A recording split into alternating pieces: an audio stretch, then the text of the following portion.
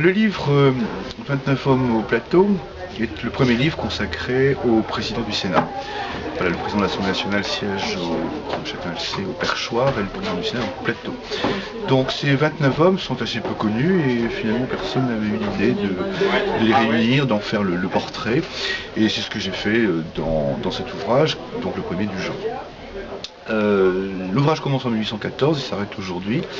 Donc 29, on peut penser que sur 2 siècles c'est pas beaucoup, mais certains ont duré très longtemps, certains ont présidé le Sénat pendant 25 ans, d'autres simplement 1 an ou 2. J'ai choisi 1814, la Chambre des Pairs, c'est-à-dire les débuts de la démocratie représentative en France. Donc le premier de ces personnages est Dambray, chancelier de France, personnage peu connu.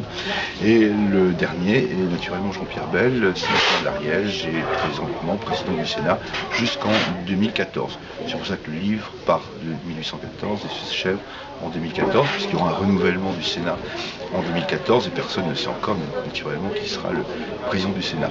Le principe du livre est de présenter une biographie naturellement de ces hommes. Je dis ces hommes parce qu'à ce jour il n'y a pas encore eu de femme qui a présidé le Sénat, contrairement à la Grande-Bretagne, où une femme préside la Chambre des Lords.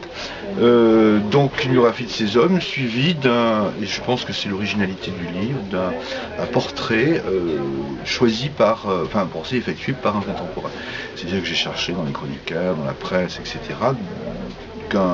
Après chaque biographie, un contemporain fait donc le portrait. Par exemple, on peut trouver aussi bien une page de Lamartine qui parle de Cambacérès, les 100 jours, que des biographes, des journalistes, où quand vraiment il n'y avait pas grand-chose, tout simplement l'éloge du président défunt par son successeur en général dans l'hémicycle du Palais de Luxembourg.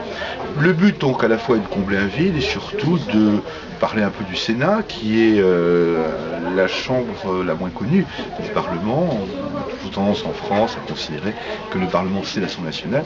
Nous sommes naturellement une démocratie bicamériste, il y a 2 assemblées, l'Assemblée nationale et le Sénat, et vous savez qu'une loi ne peut être loi que si elle a été votée dans les 2 assemblées. Donc le rôle du président du Sénat est un rôle important, c'est un personnage peut-être plus d'influence que de pouvoir, dans la mesure où il est le représentant des collectivités territoriales, c'est-à-dire des maires de France, des conseillers généraux, conseillers régionaux, et dont il est l'interlocuteur naturel. Il est peut-être un peu moins connu effectivement que le président de l'Assemblée nationale, et c'est pour combler ce vide que j'ai voulu écrire ce livre, voilà, en espérant avoir apporté quelque chose.